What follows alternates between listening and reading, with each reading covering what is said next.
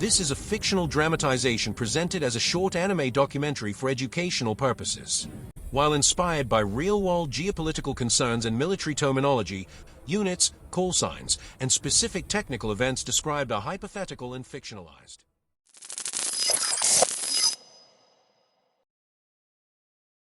Briefing Room, 204th Squadron, Naha Air Base. The 7th of December, 2025, 2030 hours. Colonel Ret Tanaka stands at the front, sleeves rolled up, cigarette still smoldering in the ashtray despite regulations. A young lieutenant, fresh from Kasuga, raises his hand. Lieutenant. Sir, everyone is asking the same thing. We had the better radar, we had E-767 picture, we were already inside 40 kilometers. Why the hell didn't Reaper flight lock those J-15s first? We could have painted them the moment they turned north toward us. Colonel Tanaka lets the silence hang for 5 full seconds, then speaks, voice low and gravelly. You want to punch me for what I'm about to say? Do it after the briefing. You think this is about who has the longer radar? Wrong. This is about who gets to write the history book afterward. Yesterday, if Reaper 1 had flipped to fire control the instant the Chinese formation turned hot toward us, 3 things would have happened in the next 60 seconds.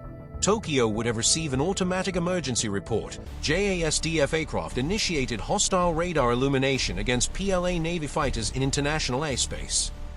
Beijing would be on every television screen on the planet screaming that Japanese militarism has fired the first shot of war. Half the diet in Kasumigaseki would be having a collective heart attack while the Americans asked us to show restraint. And the Chinese, they would have loved it. They were praying one of us would twitch first. Reaper flight did exactly what 30 years of bitter experience taught us to do. They held discipline. They kept the radar cold, kept the finger off the trigger, and let the Chinese be the ones who crossed the line in front of the entire world. Yes, our APG-63 V3 could have locked those J-15s at 80 miles. Yes, we could have forced them to break and run. But then we would have handed Beijing the perfect excuse to say, see, Japan started it.